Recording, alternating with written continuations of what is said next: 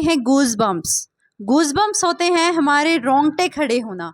और क्यों हो जाते हैं गूज बम्प्स, यानी कि हमारे रोंगटे क्यों खड़े हो जाते हैं? जब कभी भी आपको डर लगता है, ठंड लगती है, तो आपके रोंगटे खड़े हो जाते हैं, गूज बम्प्स आ जाते हैं स्किन पे। जो हेयर्स होते हैं वो बिल्कुल एकदम स्ट्रेट आ जाते हैं और स्किन की लेयर के ऊपर बम्प्स बनने लगते हैं, कुछ उभरा हुआ बनने लगता है। तो वो किसकी वजह से होता है? वो एक मसल्स की वजह से होता है जिसका नाम है एरेक्टर पिलाई मसल।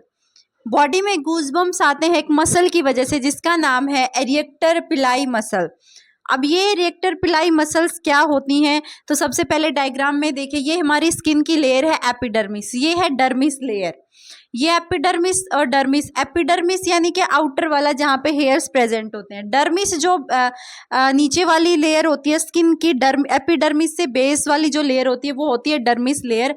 वहाँ पे प्रेजेंट होती है ये मसल जिनका नाम होता है एरिएक्टर पिली मसल्स।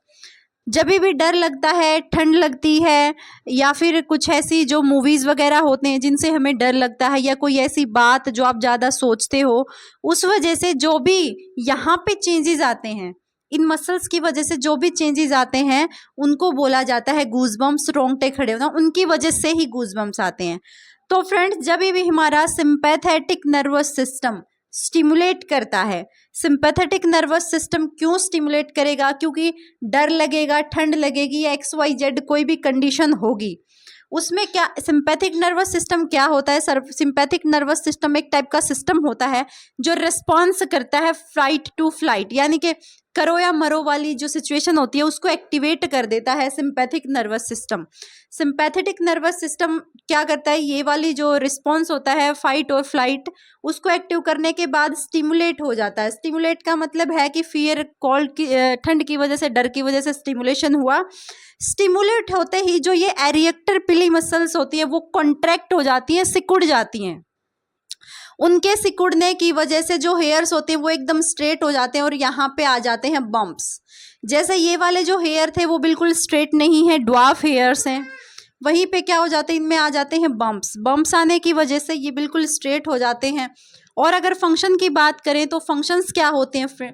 इनका जो फंक्शंस होता है वो डिफेंस मैकेनिज्म का रह जाता है, यानी कि ये बिल्कुल स्ट्रेट खड़े हो जाते हैं। जो हेयर्स होते हैं वो बिल्कुल स्ट्रेट खड़े हो जाते हैं और डिफेंस मैकेनिज्म का काम करते हैं। कैसे करते हैं? जब कभी भी ठंड लगती है तो ये एयर को ट्रैप कर लेते हैं। जब भी सर्दी का मौसम होता है, बाहर से ठंड लगती है, तो ये हेयर्स क्या कर लेते हैं? एयर को ट्रैप कर लेते हैं और वार्मिंग का काम करते हैं।